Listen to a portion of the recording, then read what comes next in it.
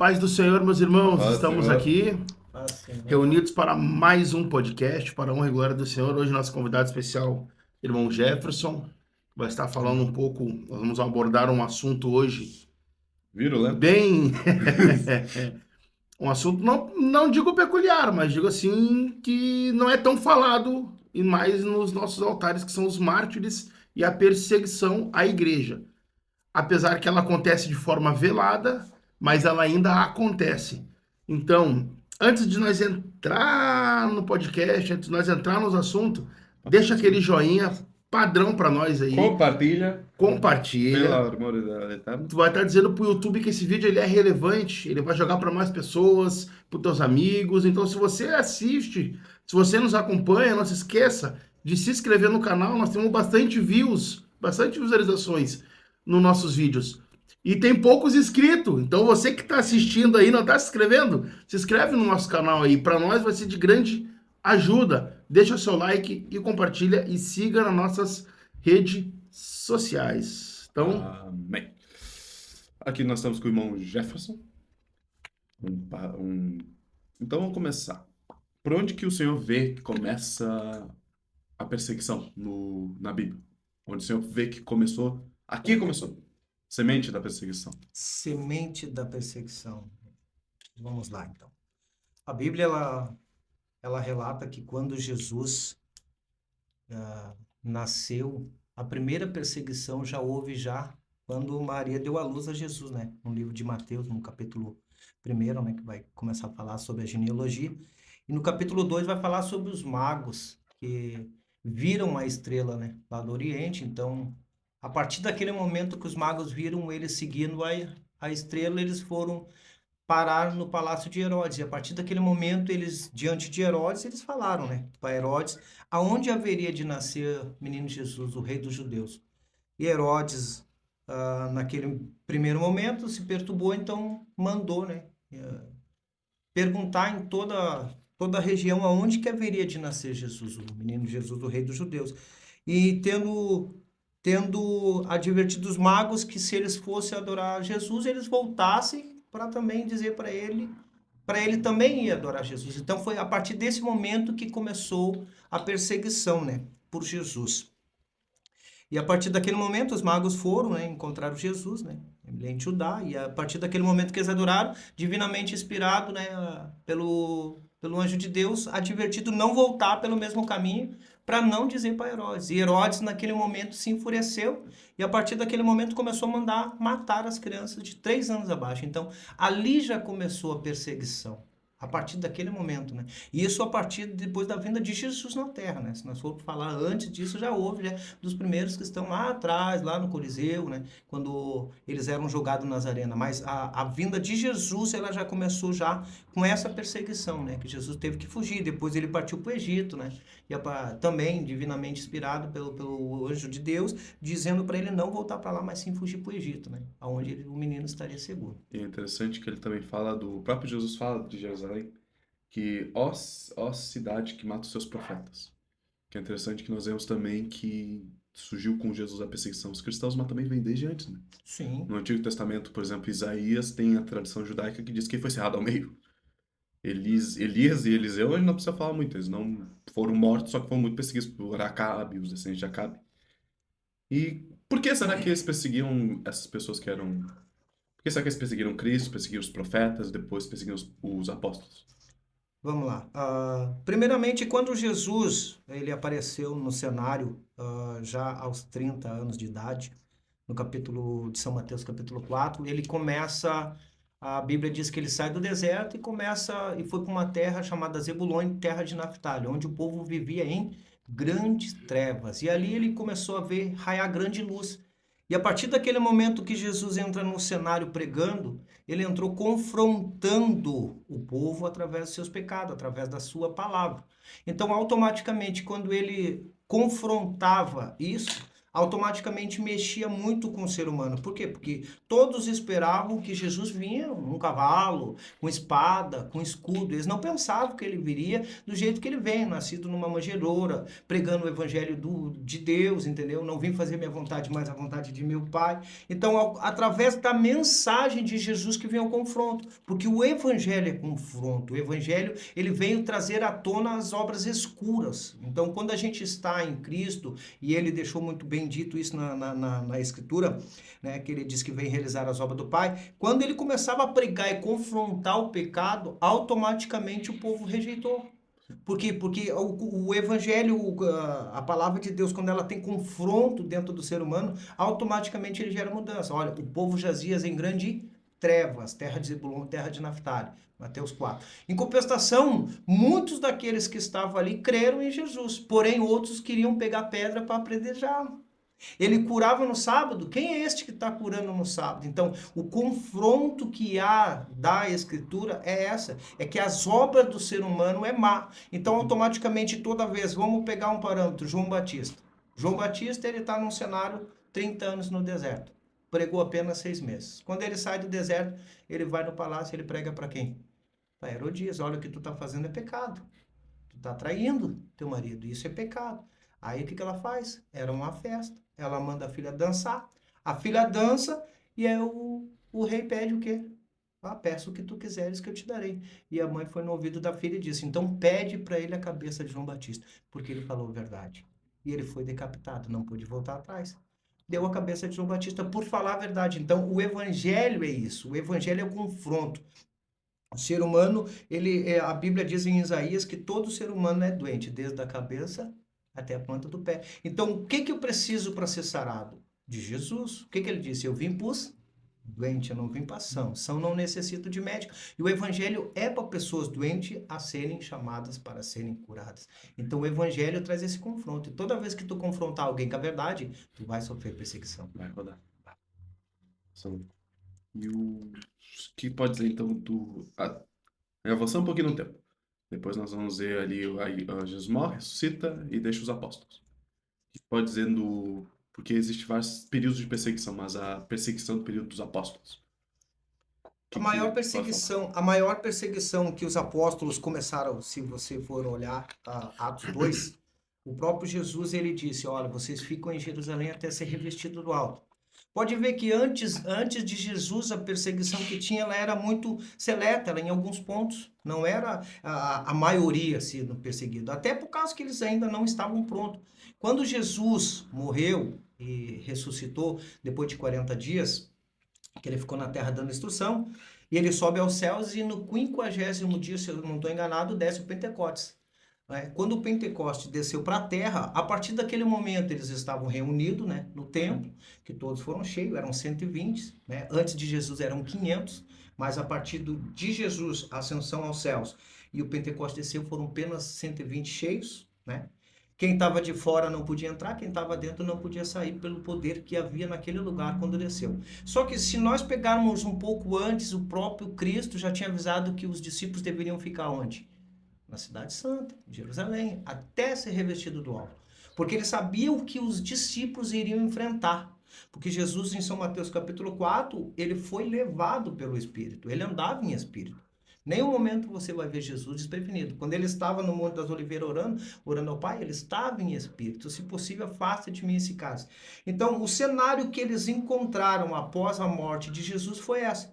Você vai ver depois que Jesus partiu, Pedro se levantando, tomando a palavra, dizendo, ó, varões galileus, essa é a 3ª hora do dia. O que está acontecendo já tinha sido predito pelo profeta Elias, sabe? E a qual Jesus, com a qual vocês mataram, entendeu? Deus o ressuscitou e deu todo o poder, entendeu? Então, isso não é embriagueza, não. E aí, Pedro, no primeiro sermão, 3.000 almas. Por que Pedro não ganhou essas almas antes? O interessante é isso. E você vai ver a partir desse cenário, depois ele ganha mais 5.000 almas e é preso. Capítulo 3 de Atos dos Apóstolos. Ele vai, salva ali o coxo, ele e João, na hora 9, e logo em seguida foram presos. Então ali começou a perseguição dos apóstolos por causa da palavra de Deus. Então o cenário antigamente era seleto, uns perseguiam aqui, outros ali, mas quando eles começaram a receber ousadia, intrepidez no falar, poder do Espírito Santo sobre eles, a partir daquele momento agora eles são perseguidos verdadeiramente como Jesus foi. Né? E o próprio Jesus, João, se tu for pegar um pouquinho o contexto antes disso, que Jesus vai dizer lá em São Mateus, isso, ó, muitos injuriarão, os prenderão, levarão aos tribunais, os matarão, jurando tributar o quê? A Deus. Então, a perseguição, claro, pela palavra, não é a perseguição que, por exemplo, as pessoas dizem, o irmão fez fofoca de mim, o irmão isso, o irmão aquilo, isso não é perseguição, irmão. Isso nunca foi perseguição. A perseguição, ela só é válida quando eu estou pregando a verdade, eu estou falando a verdade sobre o verdadeiro evangelho de Cristo. Aí, automaticamente, poucas pessoas aceitam, mas outras começam a perseguição. Então, a partir do momento que Jesus ele deixou para os discípulos que eles deveriam ir por toda parte, pregando o evangelho, curando todo tipo de sorte, de enfermidade, impondo as mãos, a partir desse momento começou a perseguição da igreja. E se você for olhar dos 12 apóstolos de Jesus, eu acho que quem se escapou, acho que da morte foi João, na ilha de Patmos, né? O apóstolo que escreveu Apocalipse e o Evangelho de João. Se escapou naquelas, né? Naquelas, jogado porque foi jogado para morrer no óleo e depois foi jogado lá. Porque o resto, Tiago foi cerrado ao meio, né? Pedro foi crucificado de cabeça para baixo, Paulo foi decapitado no cárcere. Portanto, que é bom fazer um parêntese, que às vezes tem aquela imagem da cruz investida ser uma coisa satânica. No início da igreja era um símbolo cristão. Era um símbolo cristão. Que simbolizava a morte de Pedro, que ele foi crucificado de cabeça para baixo. Se a gente for olhar também em Atos ali, a gente vê que Jesus fala, fiquem em Jerusalém até que do alto sejais revestido de poder. Beleza, ainda faltava algo para eles começar a exercer o ministério dele, que no caso seria assim Jesus, que seria o ministério do Espírito Santo. Mas, porém, a gente vê que em Atos 1 eles estão ali ainda em Jerusalém. Sim. 2 Jerusalém, 3 Jerusalém, 4 Jerusalém, 5 Jerusalém, 6 Jerusalém, 7 e assim por diante.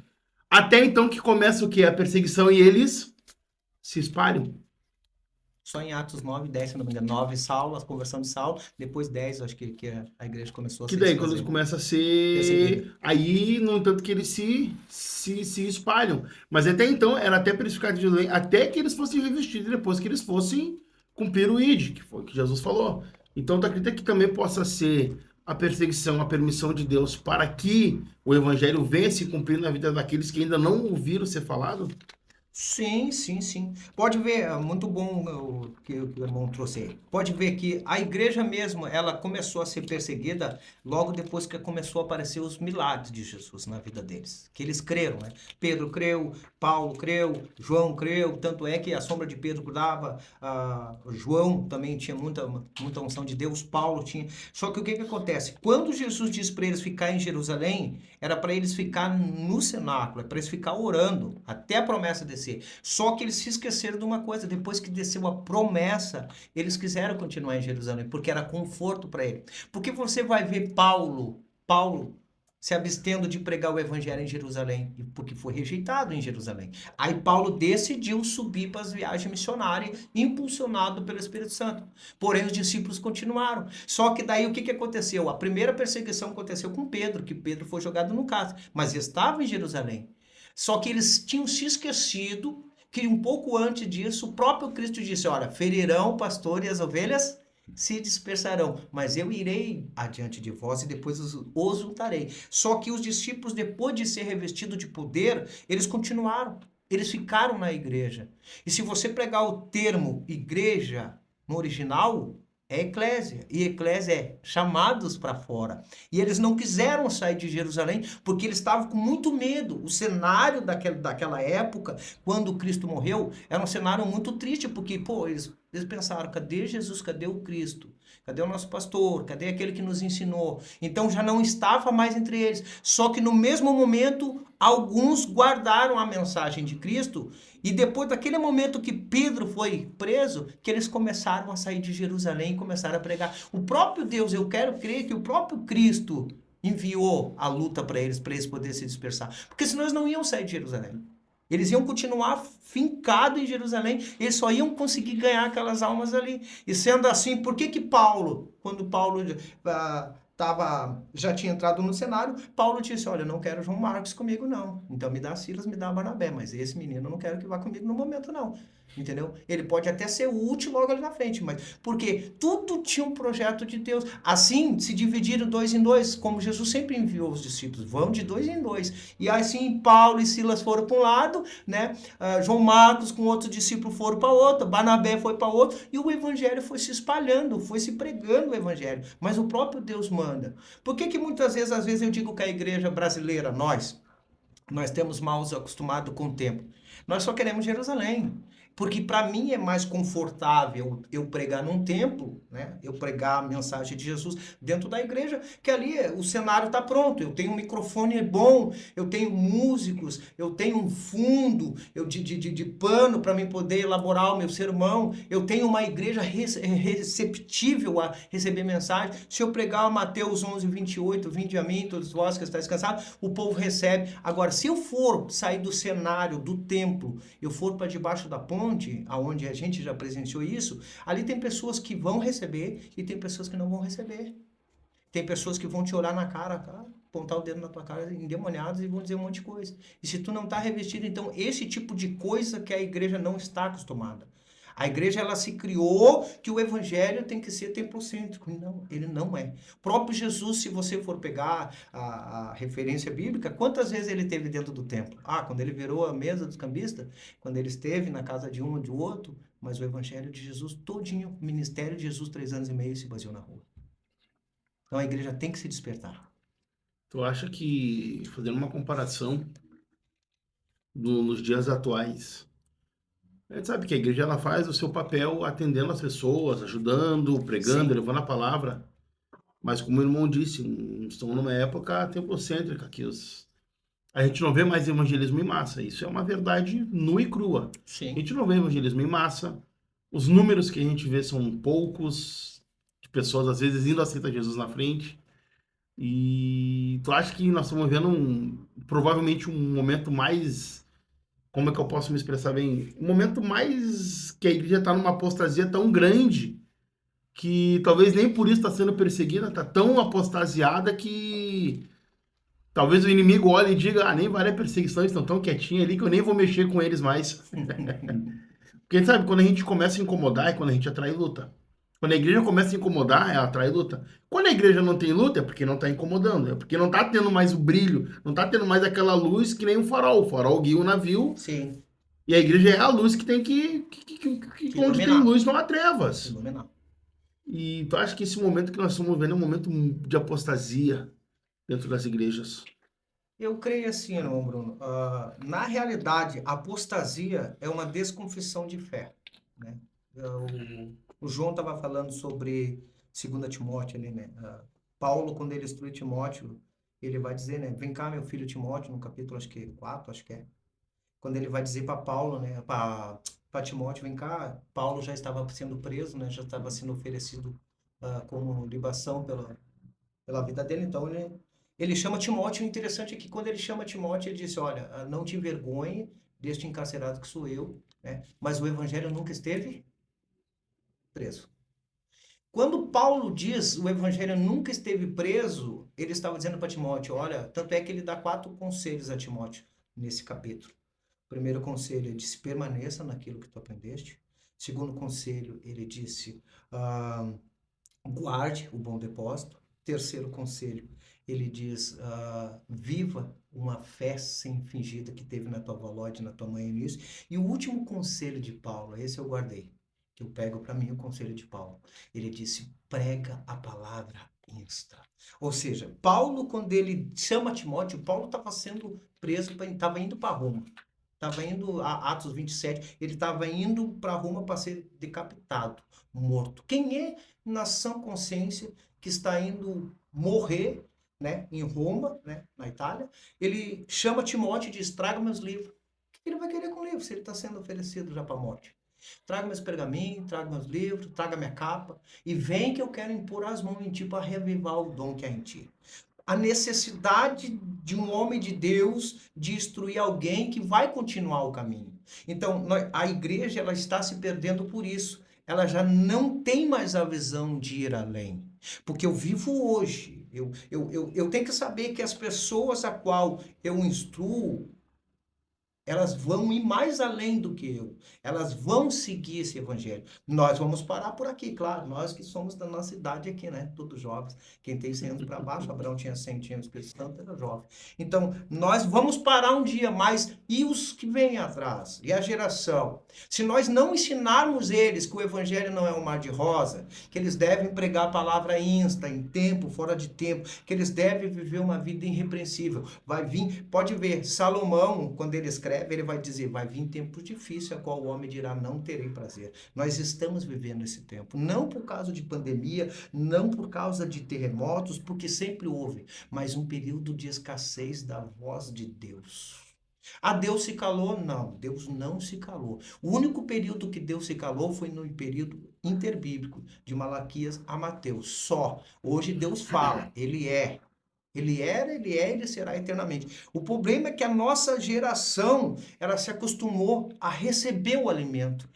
Faz, toma, come, tá aqui. Como Paulo disse, olha, para a igreja de Corinto, pelo tempo que vocês têm, vocês eram para ser mestres, mas eu não, inclusive, eu vou só dar papinha para vocês. Então, esse tipo de coisa que está trazendo apostasia. E não é apostasia espiritual. Ainda. Por que eu digo isso, irmão? Vamos para a Bíblia. Um exemplo. Apostasia é quando Paulo fala que nos últimos tempos virão espíritos enganadores e enganarão a muito. Ele vai trazer o evangelho. A falsa palavra. Mesma coisa como o Satanás fez com Jesus em Mateus 4. Quer ver? Vamos para a Bíblia. Quando Satanás se apresenta diante de Jesus. Ele está lá no deserto, depois de ter jejuado 40 dias e 40 noites. Jesus estava em espírito. Amém? Jesus estava ali, estava em espírito. Ele estava também como ser humano, como um de nós qualquer. A Bíblia diz que ele se despiu da sua glória no céu. E o interessante é que Satanás, vendo que Jesus, ele não é onisciente, ele viu Jesus jejuar, ele viu. Ele estava ali no deserto com Jesus. E ele disse assim, ó, se tu és o filho de Deus, tentando botar ponto de interrogação, mande que essas pedras se transformem em pão, comida. E qualquer ser humano com fome haveria de cair. Né? Porque nós não somos tentados de toda sorte. Jesus foi, de toda. Se nós for tentados de toda, nós caímos na primeira. Aí, olha o que o texto diz. E disse Jesus, nem só de pão, Viverá o homem. porque está escrito. Jesus usou o quê? A verdade. Interessante que o diabo não contente com o que Jesus disse. Veja que Jesus disse, se tu és, tentou botar um ponto de interrogação. Quem entra em apostasia, ele tem ponto de interrogações sobre Jesus, sobre quem é Jesus, sobre o evangelho de Jesus. E já já nós vamos entrar nisso. Aí o interessante é que Satanás, não contente, leva Jesus aonde? No pináculo do templo. E agora olha o que Satanás vai dizer para Jesus. Se tu és o filho de Deus, te atire daqui, dá ordem por teus anjos, porque está escrito. O interessante é que a primeira vez ele não pergunta, ele não diz está escrito. Mas a segunda, porque Jesus disse para ele, está escrito, ele está usando o quê? A mesma mensagem. Só que a diferença da mensagem de Jesus para Satanás é que a palavra tem espírito. A palavra do diabo não tem espírito. Ele disse, se tu és o filho de Deus, da ordem que está escrito. Aí Jesus disse, também está escrito, não tentarás o Senhor, teu Deus. Agora, mais forte de todas elas é a última, quando ele leva Jesus numa cidade alta e mostra todos os reinos e a glória dos povos. E ele diz para Jesus assim, ó, se tu és o Filho de Deus e se prostrares e me adorares, eu te darei tudo isso daqui. Ofereceu a glória dos povos, os reinos. E aí Jesus disse o quê? Está escrito que só adorarás o único Deus e só a ele renderá culto. E o diabo deixou Jesus. Sabe qual é o problema da nossa geração? E eu me incluo nela. Nós queremos servir a Deus do nosso jeito, da nossa forma. Só que a mesma escritura que diz que virão tempos difíceis e esses tempos têm chegado, é a mesma escritura que profetiza. Eu costumo dizer, a Bíblia tem mais de 8.000 promessas, só de Jesus. Só de Jesus. Novo e Velho Testamento. Aproximadamente os teólogos chamam de 8.000. Mas imagina, a mesma palavra que diz que Deus me abençoa é a mesma palavra que eu tenho que viver irrepreensível, que eu tenho que mudar, que eu tenho que nascer de novo. Então, alguns preceitos bíblicos a gente pula e lá na frente é os que mais vão fazer falta. Então, a apostasia que a Bíblia diz que virá, não é apostasia, porque tem gente lendo, tem gente orando, tem gente jejuando, mas está apostasiada dentro das igrejas. Porque ela não consegue manter aquilo que ela lê. Porque o problema não é ler, nós vivemos uma geração que faz curso teológico, uma geração que busca, mas o problema é que é uma geração rasa de ter a comunhão. Vocês estão entendendo?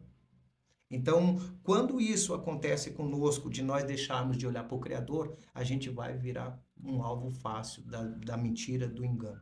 Apostasia.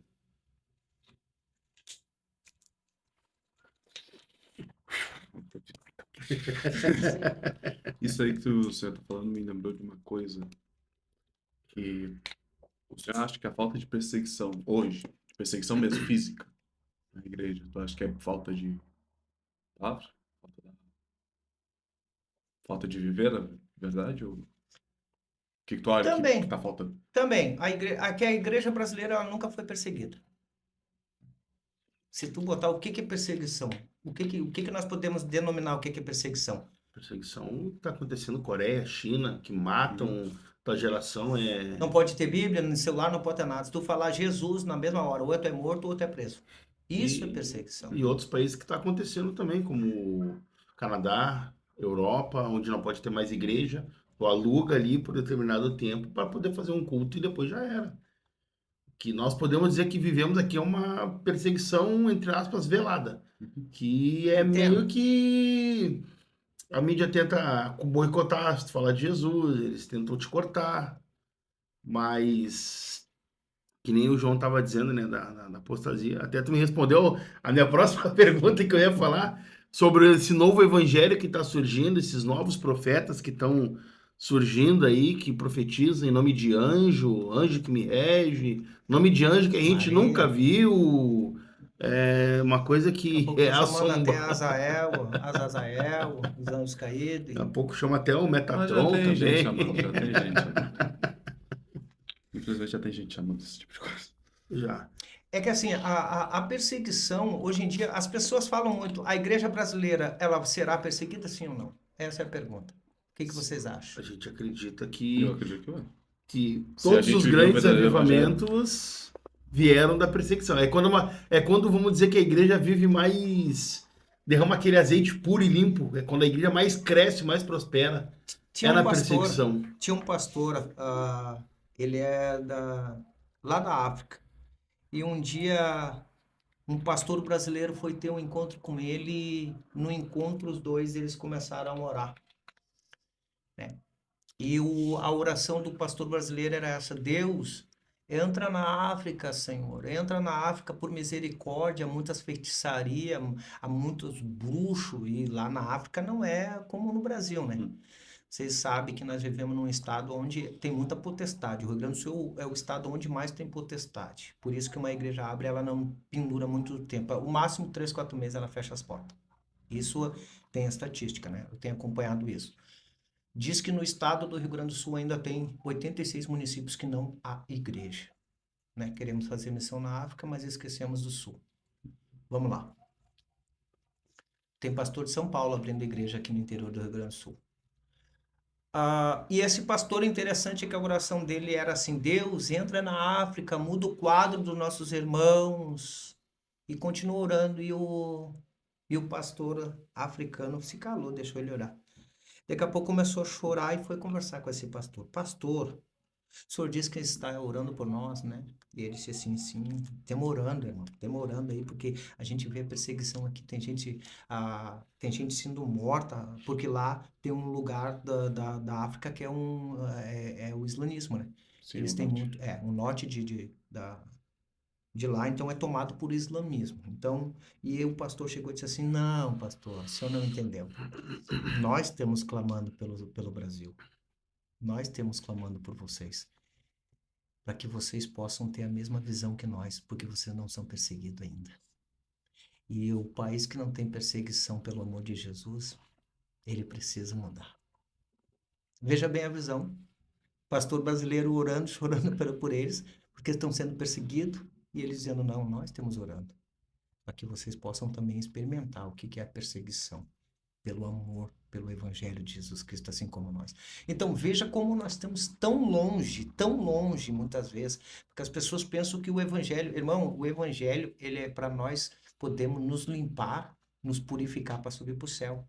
O Evangelho não é pelo dom que eu tenho de pregar, não é pelo dom que a igreja tem. Nada disso. O Evangelho simplesmente é para nos purificar. Eu costumo dizer isso aqui, as pessoas interpretam mal. Nós somos seres espirituais experimentando uma experiência carnal. Da onde vem teu espírito? Dos céus. Da onde vem a tua alma? Dos céus. Para onde vai tornar o teu espírito? Para Deus. Então, por que a Bíblia diz que o espírito está pronto, mas a carne é fraca? A nossa carne, ela milita contra o espírito, ela vai querer ficar na terra, ela vai lutar, porque é terrena, é daqui.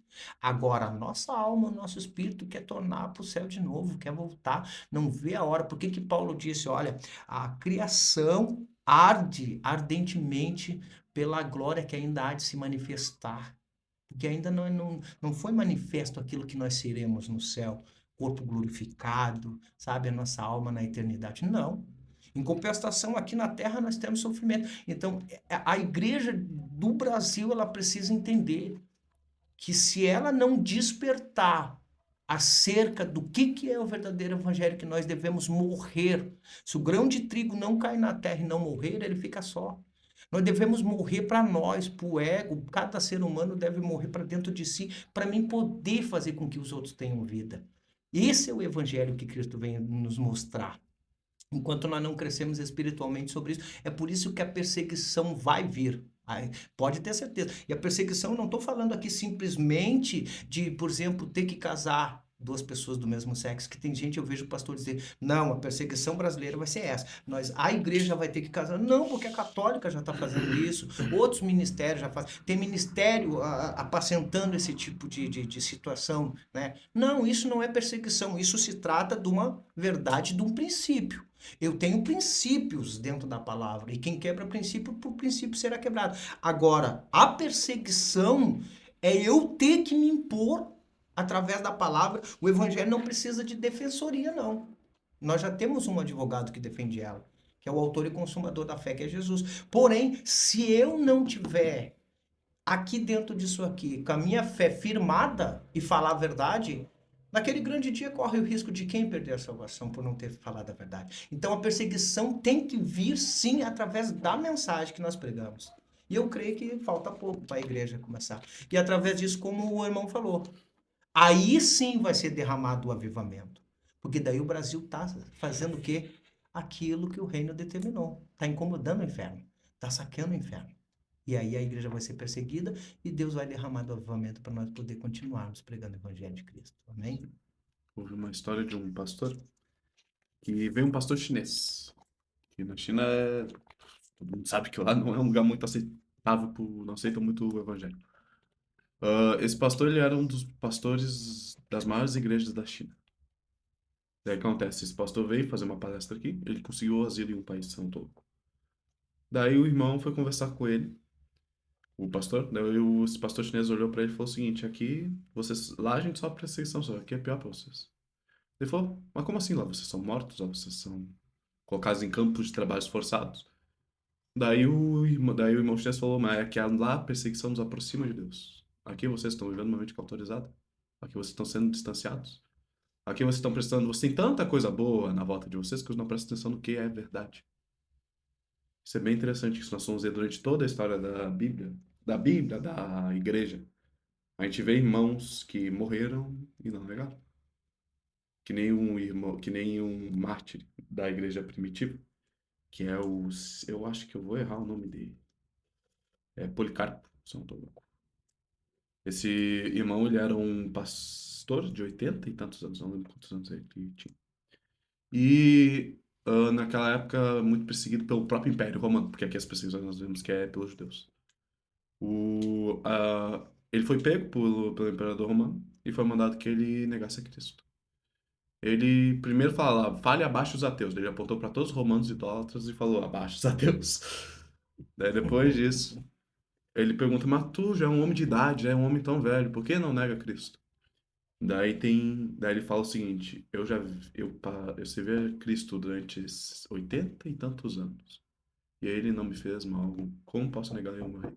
O que o Senhor vê nessas histórias? Tu acha que as histórias têm que ser ditas ainda hoje? O povo precisa ouvi-las? Sim, sim. É o testemunho, né? Testemunho de fé que esses homens alcançaram diante de Deus, né? Imagina tu chegar a 80 anos de idade e tu ser levado diante ah, de um rei ou diante de alguém que tem influência para te matar. E dizer assim, nega a tua fé agora ou tu vai morrer agora. Como tu falou, a perseguição até agora aqui nós só falamos perseguição pelos judeus, né? Uhum. Essa perseguição que tu tá falando já é pelo Império Romano, né? Nero e o povo da época. Ah, tu imagina um dos maiores impérios, chamado Império Babilônico. Tu tá lá na Babilônia, foi levado a cativo como Daniel, Ananias, Misael, os 4 jovens. E alguém fazer uma estátua e mandar tu te prostrar diante dele. Tu tem princípios, tu segue princípios. Quem quebra princípio, por princípio será quebrado. Imagina Nabucodonosor dizendo, vai tocar agora o saltério, a gata de fólio, e quem não se prostrar será lançado na fornalha. E não é qualquer fornalha, é 7 vezes mais quente. E aí, tem 3 no meio que disseram em seus corações, não, até agora, a minha juventude, eu deixei casa, deixei pai, deixei mãe, deixei tudo. Minha juventude eu doei ao Senhor. Agora eu vou perder, assim, de barbada, de poder mostrar quem realmente eu sirvo, não. E não se prostrarem. A convicção que tinha dentro deles qual foi? De não negar o nome de Jesus. E foi uma perseguição. Podemos dizer que ele foi uma perseguição, porque eles tinham na mão de negar ou não negar, né? O que aconteceu com eles? Foram lançados na fornalha ardente. Quando alguém que foi atirar, o rapaz da guarda que foi, morreu queimado. Só na porta da fornalha já morreu um. Para Deus mostrar que Deus é Deus. E eles estavam onde? Caminhando dentro da fornalha. E muitos historiadores pregam que já tinha um quarto dentro da fornalha. Não, não tinha quarto porque ele é o primeiro a chegar. Ele disse, eu irei diante das ovelhas. Jesus sempre chega primeiro. Jesus já estava dentro daquela fornalha com eles. Né? Então, para te ver que ali eles demonstraram a sua fé e não negaram o nome de Deus. Então, que bonito é que a gente possa ver mais testemunho das pessoas dizendo, porque hoje nós não vivemos diferente que a Babilônia. Se tu olhar, olha o jeito que está o mundo. Se tu olhar, até pior do que é. Então, tu não negar, tu ter princípio, tu saber. Por que Paulo fala, ó, eu sei em quem eu tenho crido esses anos todos. Tu tem que saber em quem tu crê. Para te não negar Jesus, não se apostasiar da fé, não negar princípios, e seguir os princípios cristãos que a gente tem. E claro que com sabedoria, nós vivemos num mundo onde uma palavra mal colocada, ela gera um processo, tem tudo isso, porque a tecnologia se avançou demais. Então hoje tu tem que ter todo cuidado para te poder falar, mas tu não vai poder negar. Tu vai ter que, uma hora ou outra, tu vai ter que tomar uma posição diante da situação. Por que as pessoas não querem mais pregar sobre determinado pecado ou sobre o pecado? Porque não enche igreja, está esvaziando. Só que os líderes, eles têm que ter uma consciência. Ou eles pregam sobre o pecado, ou eles pregam sobre o inferno, ou eles pregam sobre o céu, sobre cruz, ou nós vamos ter uma geração anêmica daqui para frente. As coisas não tendem a melhorar. O que Jesus disse? Não há paz. Quando vocês pensar que tem paz, Mateus 10:35, não tem paz. Eu vim causar. Jesus vem causar na terra e não vem passear. Ele vem causar. E quando ele diz causar, eu vim trazer dissensões. Pai, filho, nora, sogra, genro. Ele vem causar. Se não está no mesmo espírito, dá licença, vem causar. Então, anda aqui. Por que para Abraão ele disse, sai da tua terra, sai da tua parentela? Então, eu tenho uma hora ou outra, a igreja vai ter que se posicionar. diante disso. Ou a apostasia vai tomar conta dos nossos púlpitos, vão tomar conta das nossas casas. O evangelho ele é um evangelho de confronto, como eu já falei. Então a gente tem que se posicionar. Esses 3 na Babilônia se posicionaram. E você vai ver mais adiante Daniel, um pouquinho antes disso, Daniel capítulo 1, no primeiro reinado do Joaquim, Daniel foi levado também junto com eles. O que Daniel fez? Olha, eu tenho princípio, eu não queria comer a ração do rei, eu não queria beber vinho, bebida forte. Tem como tu nos dar legumes? Falou pro chefe dos eunucos, o camarada olhou, não, mas se eu te der isso aqui, meu pescoço tá prêmio, filho. Ele disse assim, não, mas 10 dias apenas, eu rogo. Só que não estava no legumes, porque tem gente que come legumes e não tem saúde. Sabe onde é que estava a diferença? Que ele não quis se contaminar, ele tinha princípio. Porque você vai ver depois, logo em seguida, Daniel pedindo para os amigos dele orar. Vamos orar, vamos orar. E Deus achou graça diante disso. Então, ou seja, a igreja ela vai ter que se posicionar. Se ela não quer ser um alvo fácil amanhã depois de uma apostasia, se posicionar. Nem que venha perseguição, nem que venha luta, nem que venha provação, mas se posicionar. Uma... Vejo que já tá bolando uma pergunta ali. Mas eu quero fazer uma pergunta assim, ó, que vou ser bem sério, vai ser bem... É uma pergunta que é bem polêmica. A igreja vem de muitas perseguições. A perseguição, ela tenta te afastar da comunhão de Deus. Que tu negar a Deus, te afasta da comunhão de Deus. A Sim. pessoa que está servindo a Deus, nega a Deus para poder viver, ela saiu da comunhão com Deus. Sim. O mundo tenta fazer isso hoje de todas as formas possíveis, através de balada, através de droga, através de tudo que ele conseguir fazer para te afastar da comunhão com Deus é válido. Sim. E aquela pessoa que é cristã, ela pecou, ela confessou o seu pecado. E a igreja afasta ela da comunhão com Deus. Proíbe ela de tomar a Santa Ceia. Porque sabemos que tem igrejas que, ó, tu vai ficar 90 dias no banco sem tomar ceia. Tu vai ficar 5 meses no banco sem tomar ceia. Tu vai ficar A igreja, ela pode fazer isso. Isso também não seria afastar a pessoa da presença de Deus, por mais que a gente não possa julgar as pessoas. Sim. Nós não temos esse poder de julgar. Nós podemos advertir e alertar daquilo que ela está fazendo. Claro. Mas, por exemplo, afastar a pessoa assim, pequei, traí minha esposa, pequei. Ela vai ficar 90 dias no banco. Não, mas eu me arrependi, Sim. confessei a ela, pedi perdão, não me perdoou, tô trazendo a público e tô pedindo perdão para a igreja. Tá, tu vai ficar 1 ano sem tomar a Santa Ceia, sem estar na comunhão com a igreja e tu vai ficar no banco ali. Vamos lá. Meu Deus, ele falou que ele ia pegar pesado, hein? Vamos lá. Até tomei água, que essa aqui deu sede. Vamos lá. A Bíblia diz que aonde abundou o pecado, superabundou a graça, né? Só que Paulo, quando ele vai escrever a carta às igrejas, ele diz, mas irmãos, não dê ocasião à graça para andar na libertinagem, né? A carne. A carne, ela milita contra o espírito. O espírito, ele não pode, de maneira alguma, se nós andarmos em carne, não andarmos em espírito, tu não produz nada divino. O reino dos céus é espírito, não é comida nem bebida. Amém? Quando Jesus, ele esteve na terra, ele tratou com os nossos pecados, foi para isso que ele veio, eu vim buscar aquilo que se havia perdido, que é a comunhão com os céus, né? Todos nós sabemos que no livro de Gênesis, quando o homem pecou, ele perdeu a comunhão. Tanto é que a primeira coisa que o homem faz é se esconder, quando peca, né? Então, por que agora aqui, tenho certeza que muitos líderes vão ver e vão ouvir isso aqui que eu vou falar, mas a gente tem respaldo bíblico, a gente está dentro da Bíblia, então não tenho por que negar, né, aquilo que a gente aprende dentro da palavra. Mas quando Jesus ele veio tratar com os nossos pecados, você vai ver de várias maneiras ele olhando para a mulher que tinha adulterado. Os discípulos trouxeram, alguém trouxe ela no meio, Jesus estava ensinando de cabeça baixa na areia. Senhor, essa mulher foi apanhada em adultério. Né? Claro, daí se você for pegar o contexto disso, nós estávamos ainda no tempo da lei. Jesus, só após a sua morte que vem a graça. Mas Jesus tratou desse caso com sabedoria que ele tinha. Ele disse assim, ó, atira a primeira pedra quem não tem pecado. Então mostra que todos somos pecadores. Um pastor é pecador. Amém? A Bíblia diz que quem não peca é narina na fumaça. É narina, fumaça nas narinas de Deus, aliás. Quando uma pessoa diz que ela não tem pecado, ela já mentiu. A gente peca em pensar, irmãos. Então, eu tenho que ter a consciência que eu sou pecador. E Jesus sempre tratou com os fariseus dessa forma. Olha, você quer tirar a fagulha do olho do teu irmão, olha a trave que tem no teu, santo.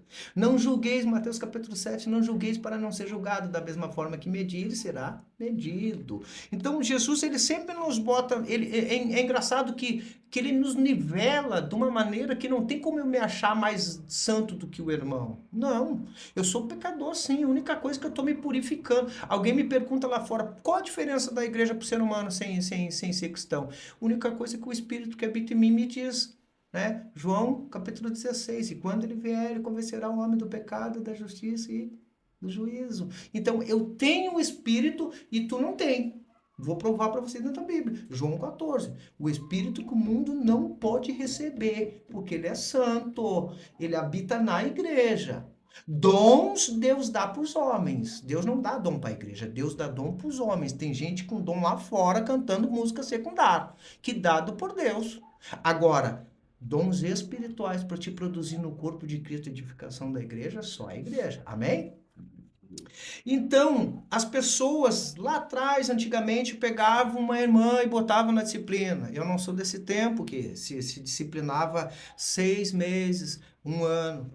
Mas o problema é que eu conheci o evangelho há mais de 30 anos atrás, onde os pão dos crentes que vinham com o fermento do céu, cheirinho bom, vinham e davam assim, olha, leva lá pro teu pai, eu tinha 11 anos, leva pro teu pai o pão, e juntas já puxava do bolso e já evangelizava. E eu louco de fome por aquele pão, saía pegando os pedaços, e ele dizia assim, entrega um folhetinho pro teu pai, e ali tinha uma mensagem de Deus, que Jesus libertava, curava, ainda batizava e levava pro céu. Então eu sou desse tempo, e o evangelho eu vim conhecer agora. Só que o problema é que as pessoas hoje, elas pensam que por tu corrigir alguém, exortar alguém, por que a Bíblia fala em dons? Uns para mestres, outros para ensino, outros para pastores, né? Outros que têm dom de ensinar. E tudo isso ele fala, faça com longanimidade, com amor. Se é exortar, exorta com amor. Puxa a orelhinha do João, mas sabe que ele é uma ovelhinha de Jesus. Ai daqueles que fizeram um dos meus pequeninos tropeçarem. A Santa Ceia, ela é para quem está em comunhão, amém? Tanto é que o texto de 1 Coríntios, a partir do versículo 23, vai dizer, né? Examine-se o homem a si mesmo, não é o pastor examinar a ovelha, é o ser humano se examinar. Eu tenho que saber, porque se eu estiver tomando indignamente, agora eu quero perguntar para você, o que é indignamente? Pedro é indignamente. Judas era indignamente. Um de vós que está no meio... vai comer e vai trair. E Judas estava mais pesado ainda. Foi lá, era quem ia negar, era quem ia endemoniado. trair. Endemoniado. Diz o texto de Lucas que ele tomou Santa Ceia e se endemoniou. Está escrito, não é o eu que estou falando. A Bíblia está dizendo. E ele se endemoniou. Quer dizer, e Jesus sabendo disso, tirou ele, não permitiu ele tomar Santa Ceia, sim ou não?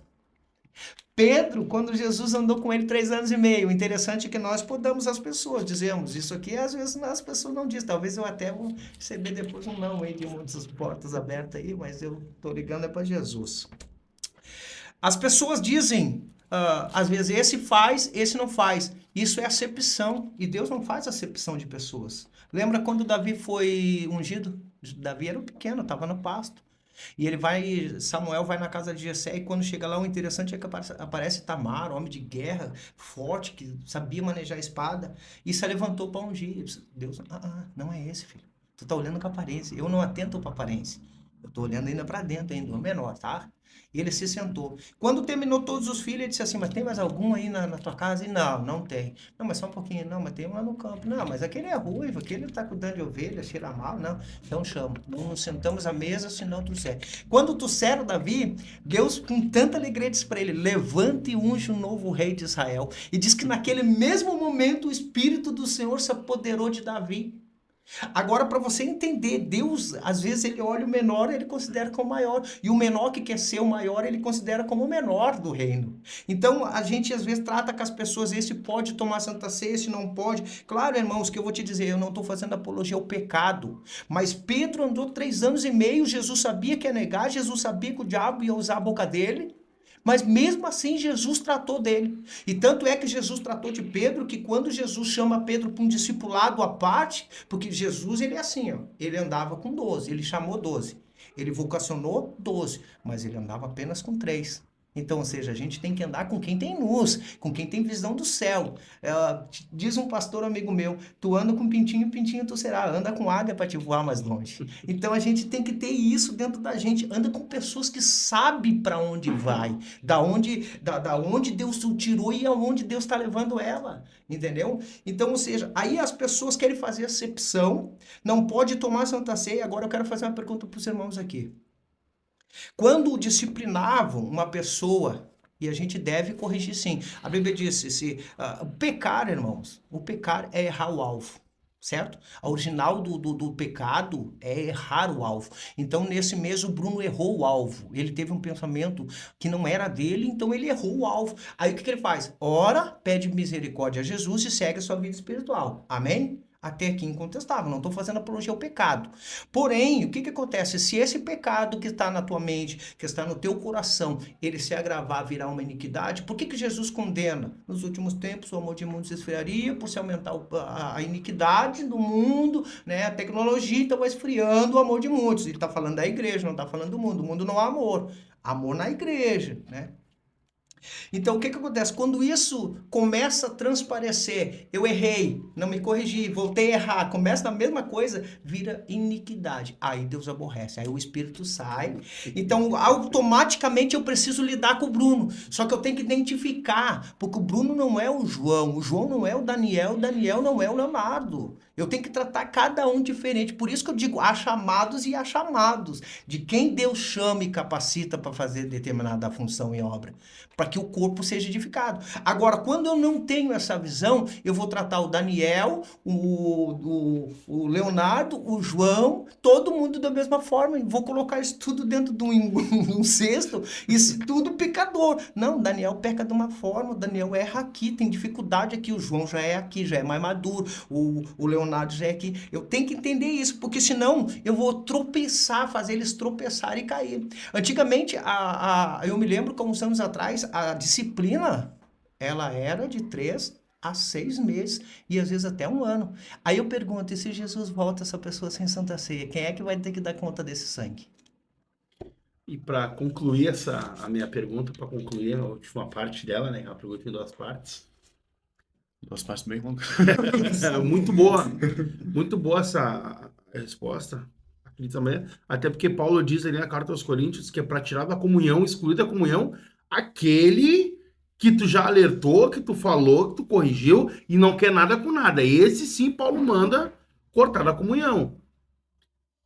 E agora aqueles... Adulterar é pecado, não é pecado? Sim. Beleza. E aqueles irmãos que conhecem a verdade já estão no 3º, 4º casamento e ainda estão em altares do Senhor. Meu Deus. Tomando a Santa Ceia. A gente falou disso aí, faz um tempinho a gente falou disso. O que acontece? Porque, na verdade... E mais um agravante, porque, tipo, essa questão do pecado de coisa tem antes e depois da conversão. Se a pessoa foi casada antes da conversão é uma coisa. Agora, por exemplo, casou 2, 3 vezes depois da conversão é outra coisa. Eu vejo assim, que por mais que tu foi casada antes, Deus não tá dizendo ali na palavra que tu pode casar de novo. Casou, casou. Mesmo... A pessoa pode não conhecer a Bíblia, nunca ter ouvido falar de Jesus, mas sabe que trair é errado, sabe que mentir é errado, sabe que roubar é errado, sabe que se eu ir ali matar outra pessoa é errado, sabe que se eu der um tapa na cara da pessoa é errado. As pessoas sabem o que é certo e o que é errado desde os primórdios, porque a Bíblia ela rege a ética moral do mundo inteiro. Sempre regeu. Então a Bíblia não fala que tu pode casar e se casar de novo. Casou e se casar de novo. Ah, mas me traiu. A Bíblia fala de perdão. Ah, porque não foi tu. É ela no canto dela e eu no meu canto. Então, imagina se eu peco e Jesus fala pra mim, tá? Tu aí, eu aqui, tá? Não vamos confundir as coisas. Então, pra mim, eu ainda acho que segundo casamento é pecado.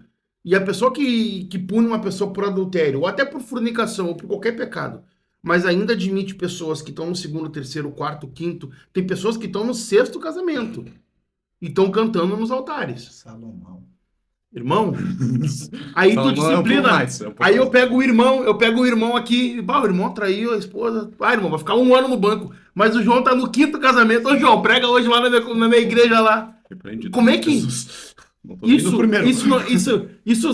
não se trata... Tá, tu tá dizendo assim...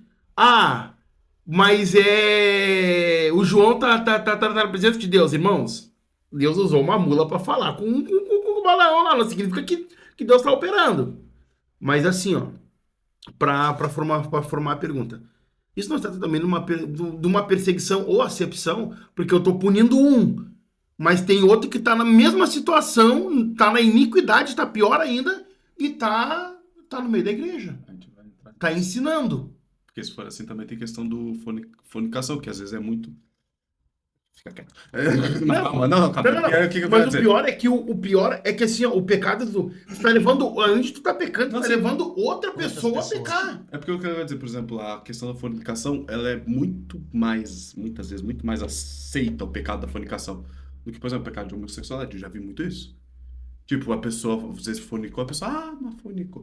Só que daí, quando a pessoa, às vezes, faz o cara se deitou com outro cara, sendo que os dois são pecados iguais.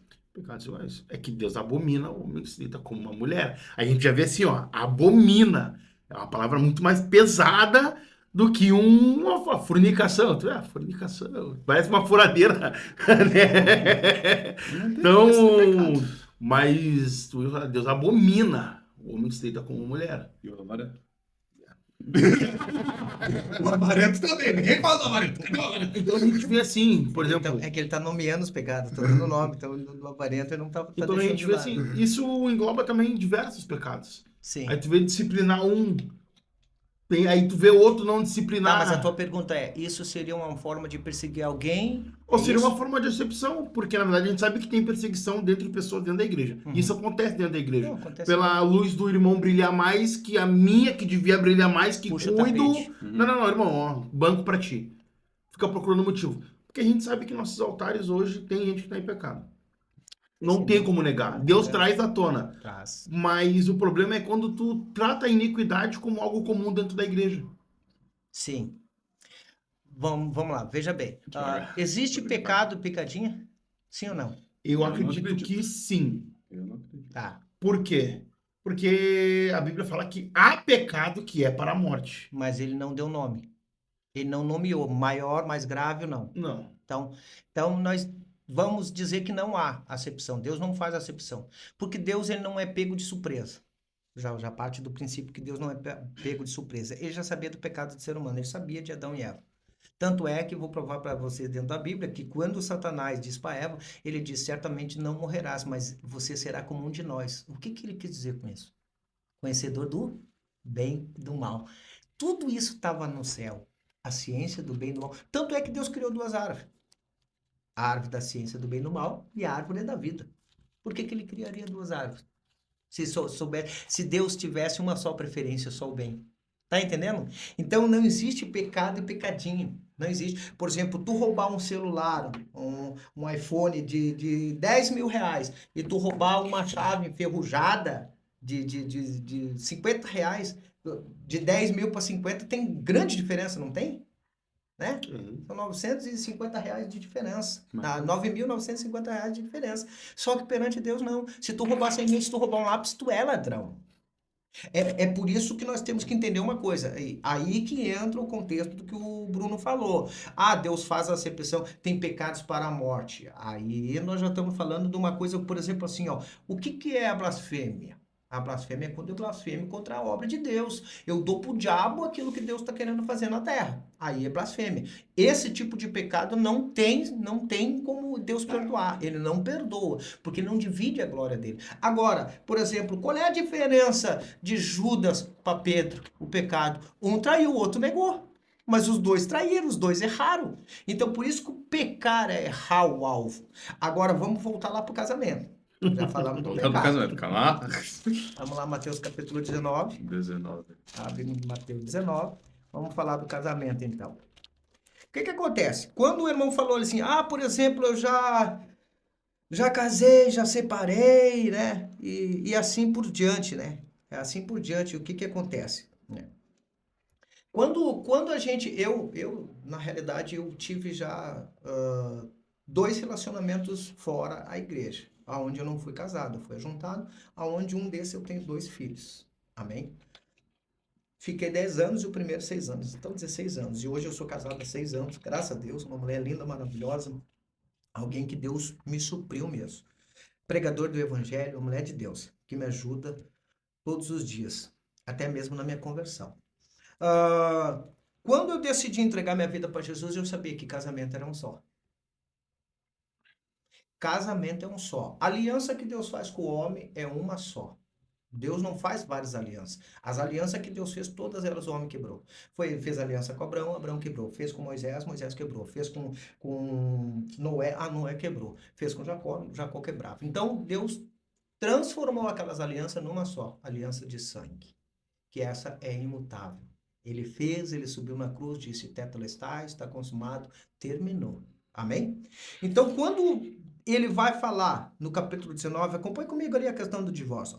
Vieram alguns fariseus e experimentavam, perguntando, é lícito o marido repudiar a sua esposa por qualquer motivo? Então ele respondeu, não tendes lido, está falando da lei, o Criador desde o princípio fez homem e mulher. Já a parte que casamento aqui é homem e mulher. Então há princípios que eu devo seguir, homem e mulher, macho e fêmea. Por esta causa deixará o homem pai e mãe, se unirá à sua mulher, tornando-se os dois uma só carne, né? É o que ele diz, uma só carne. Né? Versículo 6 ali, ó. De modo que já não são mais dois, porém uma só carne. Portanto, o que Deus ajuntou, não... Vamos lá. Então quer dizer que aquilo que Deus ajuntou. Mas aí o Bruno, eu vi o testemunho dele, não sei onde é que eu vi o testemunho que tu falou sobre a tua esposa, que encontrou numa balada, não sei se foi aqui, tá? Encontraram, tá. Tava lá os dois dançando lá no baile do Risca-Faca e lá pelas tantas se acharam e foi amor à primeira vista. Tá, ponto. Ninguém questiona. Aqui nesse período eu creio que o irmão estava afastado dos caminhos, né? Estava desviado do diabo. Estava afastado, os dois. Ó, havia um projeto, podemos dizer que tinha um projeto. Mas a questão é se é de Deus ou se não é de Deus. Existe uma coisa que as pessoas estão interpretando mal isso, e às vezes eu fico pensando, porque elas falam de coisas que não sabem, elas dizem, eu orei para casar. Amém, João, ora para casar, filho. Ora, se tu não orar. Só que, pelo amor de Deus, às vezes as pessoas dizem assim, eu tô orando, mas em compensação, eu quero que seja uma mulher assim, boazinha, não seja perfeita, porque perfeito na terra não tem, mas uma mulher trabalhadora, uma mulher que me ajuda, estudiosa, uma mulher que vai levar a Bíblia junto comigo debaixo do braço. Esse tipo de coisa é válido. Agora, eu vou orar para encontrar uma pessoa perfeita para mim, não vai existir. Pelo amor de Deus, o dia que tu achar alguém perfeito, deixa essa pessoa quieta. Senão tu vai transformar a vida dela. Porque as pessoas querem achar a perfeição na terra, Bruno, e não vão encontrar, irmão. Se te falar que eu nem orei pedindo nada para Deus, eu não orei, não fiz campanha, não orei perguntando para Deus, eu quero uma mulher para casar, não perguntei para Deus. Quando eu conheci ela, na outra semana eu dobrei e falei, senhora, essa que tu tem pra mim casar, porque eu não vou ficar perdendo tempo com ninguém mais. É ou não é essa aqui? E Deus me confirmou, Deus falou comigo. Quando eu liguei pra falar pra minha mãe, confirmou na minha mãe, através de outro irmão que já tinha falado pra ela. E toquei no casamento dele.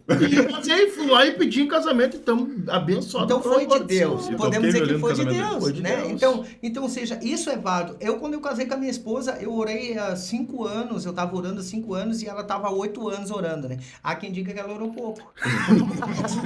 Eu já digo que foi benção, né? Prova, mas é benção.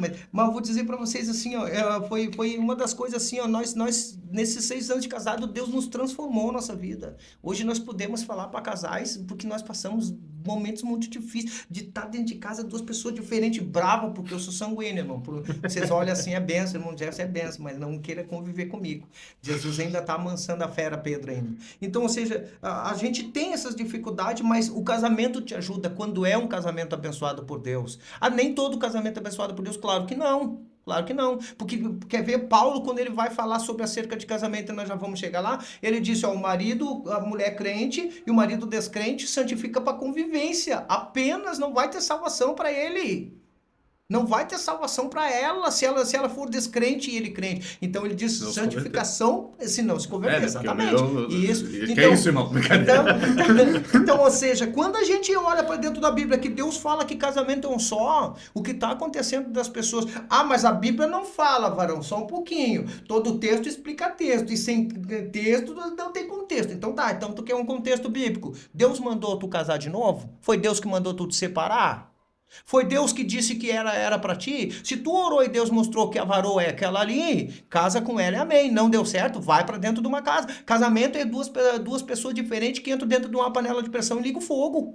E deixa pular, até aprenderem a se respeitarem um ao outro. A mulher diz o marido que está certo e o marido quem é que estão vivendo matrimonialmente dentro de casa? É os dois, então o único que pode dizer, nenhum pastor sabe da minha vida. Agora, a minha esposa sabe. Ela sabe quem é o cristão que ela está casado, se é só aquela benção. Paz, irmãozinho, sabe? Ela sabe, entendeu? Então, ou seja, isso aqui, o que Deus falou, ó, aquilo que juntou o Deus, o homem não separa. Aí eles vão replicar, né? Ah, mas por que Moisés deu a carta de divórcio? Aí, olha o que Jesus diz, mas Moisés deu por causa da dureza do coração, mas nem sempre foi assim. Então, aquilo que Deus juntou, só porque, que nem teve casos que eu já vi já da mulher, a mulher ficar mais velha, não se arrumar tanto pro marido, aí vai lá e troca, pega uma mais nova.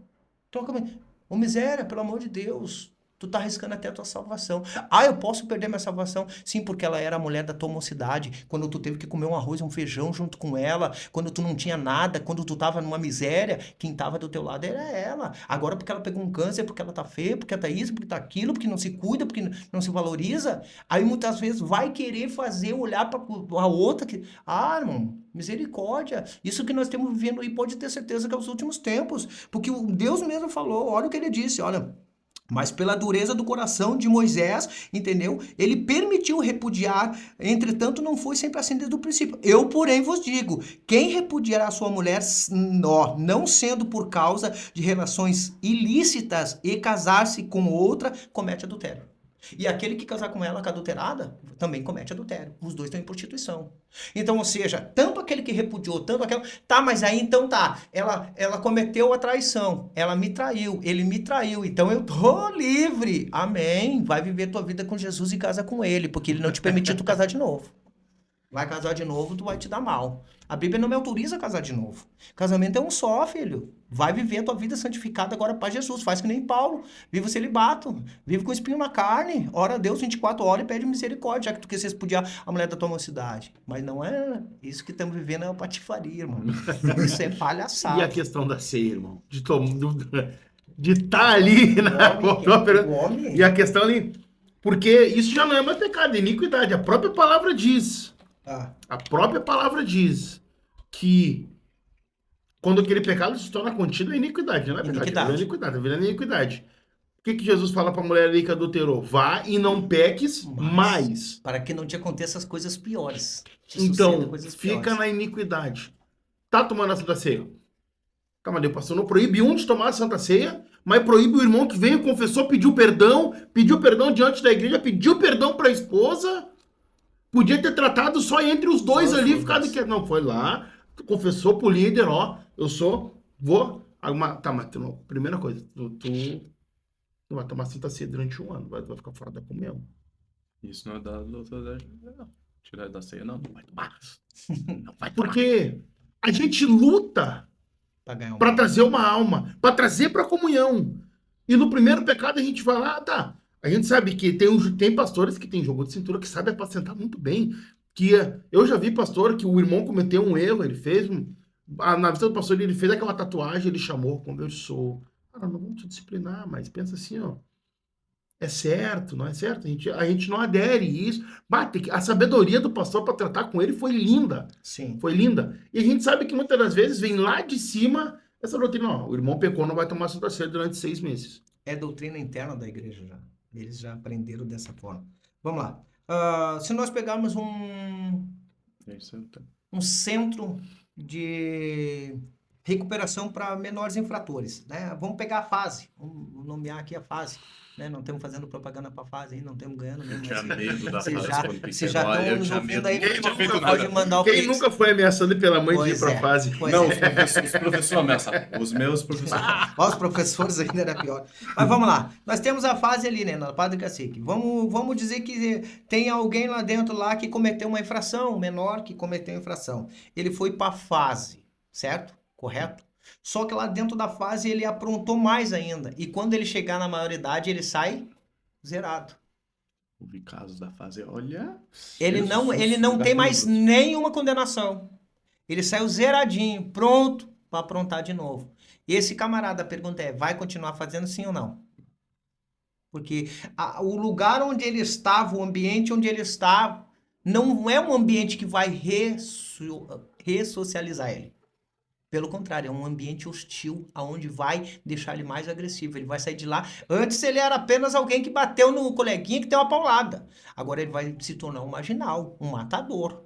Presídio, vai endireitar alguém? Não, porque eles não criam uma forma de ajudar o ser humano que entra lá É dentro. uma faculdade Faculdade criminológica, né? O cara entra lá, exatamente. arrombando o carro e sai fazendo bomba. Homem, Deus do céu, sabe? Ele sai de lá um terrorista. Então, isso que acontece hoje com as nossas igrejas. A igreja, ela na realidade, a igreja não é para te ensinar a ter educação. A igreja é te ensinar princípios. E eu sempre falo isso aqui, guarde isso. Quem quebra princípio, por princípio será quebrado. Se eu pular um item, a lei foi abolida. Quem aboliu? Quem aboliu? Quero um nome, número do guerreiro agora aqui. CPF. O CPF dele. Ah, Jesus de Nazaré. Não, então nós não estamos lendo a mesma Bíblia, porque ele disse que ele não aboliu a lei. Ele veio para cumprir, ele não veio revogar. Ele não revogou. Então, quer dizer, os mandamentos estão aonde? Êxodo 20, não matarás. Então, quer dizer que está funcionando ainda a lei. Não matarás, não darás falso testemunho, não cobiçarás. Então, e é mais pesado, porque pela lei, a graça afunilou o caminho, não abriu um leque. Abriu um leque, agora eu tenho a graça de Jesus. Pois é, tu tá pensando, mas Jesus tá te sondando o teu coração, esquadrinhando a tua mente, para te julgar lá no final. Nós nos veremos depois no tribunal, não te preocupa. E a graça é mais perigosa que a lei, né? Meu Deus. Então, ou seja, tu, em vez de tu se colocar para te melhorar, a igreja, eu não estou fazendo apologia aqui que não deve, irmãos, chamar alguém. Quando eu tenho que tratar alguém, eu trato. Eu chamo, irmão, tá errado, filho. Ah, mas o senhor vê a vida toda. Não, se eu tenho um ministério dado por Deus e eu tenho que exercer com excelência, Paulo fala... O que acontece? Eu tenho que ver. Bruno, vem cá, meu filho. Tu tá com dificuldade no quê, santo? Não te vejo tu no culto de quarta, de ensino da palavra. Ó, quem não senta para ouvir, não senta para ensinar, meu guerreiro. Ah, mas eu pensei que não... Santa Ceia, filho, é uma ceia no mês. Por que tu não tá no culto? Tu tratar com a pessoa. Irmão, o que tu tá fazendo é errado. Tu conversar, tu mostrar o caminho. Quem tem o chamado por Deus de apacentar, ele tem que entender que nem eu tava falando. Tu tá lidando com pessoas diferentes, distintas. Uns têm capacidade que nem eu. Eu vim pro evangelho, eu renunciei tudo, até mesmo filho, tudo para trás. Foi instalar de dedo, eu tava com depressão 2 horas da manhã, chorando com uma bituca de cigarro na mão.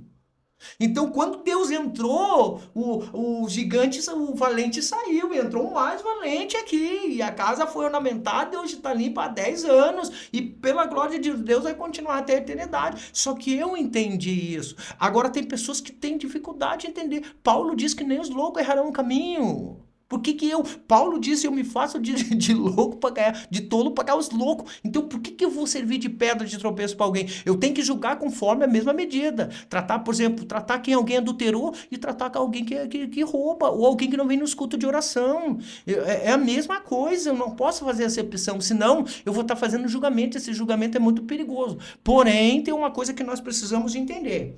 Paulo, em Romanos, ele vai dizer o seguinte, não somente é réu de quem comete pecado, mas quem consente no pecado. Se a igreja foi feita para nos tratar dos nossos pecados, eu tenho que sim nomear pecado e falar, tá errado, irmão. Isso te conserta. Agora, eu não vou te pisar, eu não sou o diabo para pisar na tua cabeça.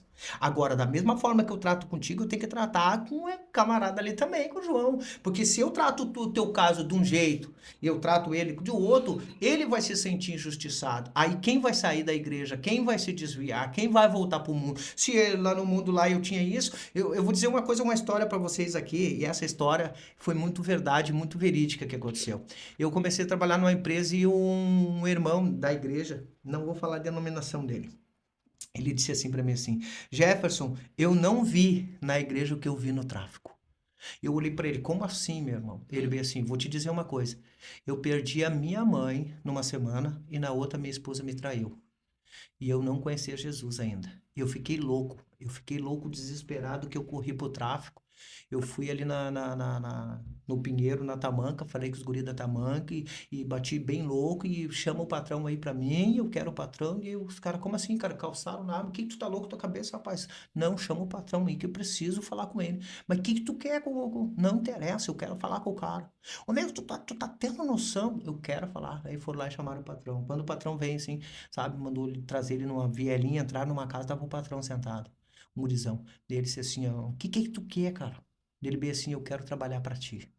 Mas como assim, o que tu sabe fazer? Nada. Então, cara, não, me dá uma arma que tu vai ver o que eu posso fazer. Tu tá louco, irmão? Não, cara, senta aí, senta aí. O que tá acontecendo contigo? O apelido dele, Loucão. Hoje no Evangelho, Loucão. Aí ele disse assim, olha, o que aconteceu é que minha mãe morreu e a minha esposa me correu de casa, me traiu, botou outra arma dentro de casa e eu quero todo desnorteado. Não, irmão, tu tá sofrendo. Vamos fazer assim, ó. Pega, dá um banho nesse camarada, tira essa roupa dele, veste ele dos pés à cabeça. Irmão, a partir de hoje tu é nosso irmão. Tu vai lá embaixo numa casa, tem comida, tem geladeira, tem uma geladeira, tá cheio de carne, tu vai comer o que tu quiser, tu vai comer o que tu tiver lá dentro, e tu vai tomar um banho, vai trocar teus tênis, vai trocar tudo. E amanhã eu vou conversar contigo, então, se tu quer trabalhar pra mim, então. E ele disse que ele foi tão recebido, e no outro dia eles fizeram um pacto com ele, dizendo assim, hoje tu é nossa família, o que dá contigo dá com nós, irmão. E tu só sai daqui morto. Só sai daqui. A partir de hoje, tu não tem pai nem mãe. Nós somos teu pai, tua mãe e teus irmãos. Então ele chorando me disse isso, irmãos. Eu vi no crime o que eu não vejo na igreja, de pessoas me abraçarem, pessoas me auxiliarem. Eu fiquei 3 anos no tráfico, irmão. Trabalhando, metendo carro para ajudar a sustentar os irmãos do crime. Então, ou seja, o próprio crime te abraça, mas a igreja que é para te abraçar, a igreja que é para te ajudar, a igreja que está ali para te dar suporte, essa é a primeira a te pisar no pescoço. Infelizmente, esse falso evangelho pendura em nosso meio, por pessoas que não estão preparadas, aptas para discernir aquilo que Jesus veio fazer. Porque um dos maiores mandamentos de Jesus qual é, Bruno? Amarás o teu próximo como a ti. Então, se tu ama o teu corpo, tu não castiga, tu vai querer castigar o corpo do teu irmão. Jesus. Vai lá, vai lá. Vai lá. Vamos voltar para perseguição. Vamos lá. Vamos voltar aqui, o assunto é... Mas a gente tem o teminha. Teminha. Eu queria saber, o senhor deve ter... O senhor deve ter conhecido vários casos de testemunhos, coisas assim. O senhor deve ter vivido testemunhos de perseguição, coisa assim. Se quiser contar algum, seria bom, porque é bom para os nossos irmãos ouvirem também. Para Amém. fortalecer a fé em Cristo. Entender que o evangelho é faca na cabeça.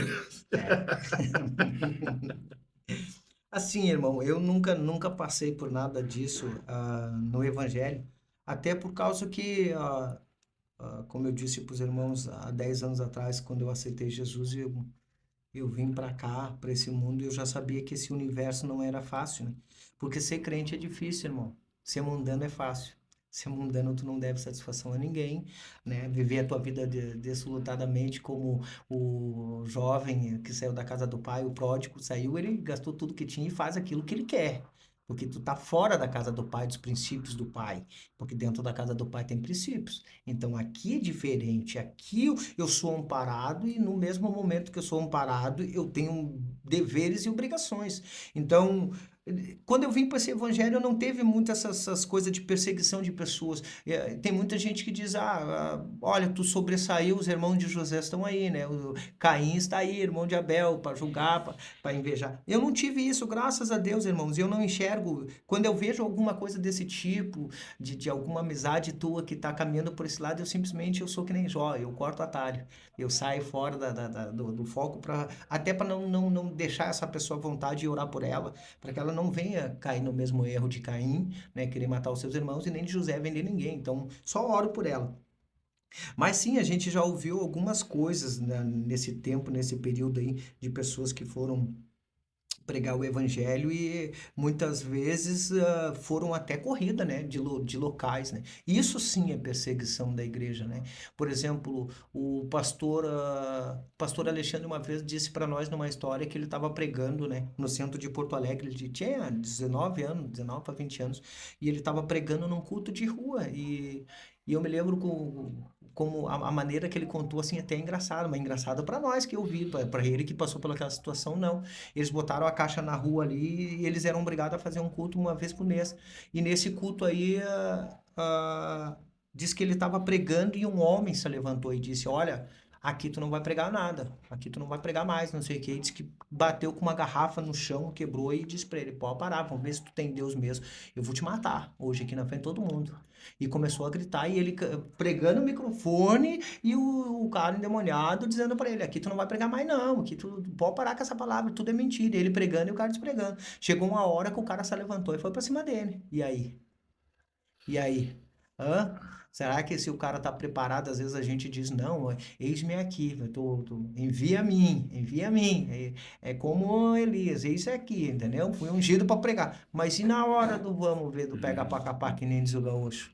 E aí diz que ele levantou a mão, o cara com uma garrafa veio, quando o cara foi dar a garrafada cortada, assim, né, garrafa quebrada, em cima dele ele levantou a mão, o cara caiu e se cai ainda por cima daquele caco de vidro e corta uma veia e morre.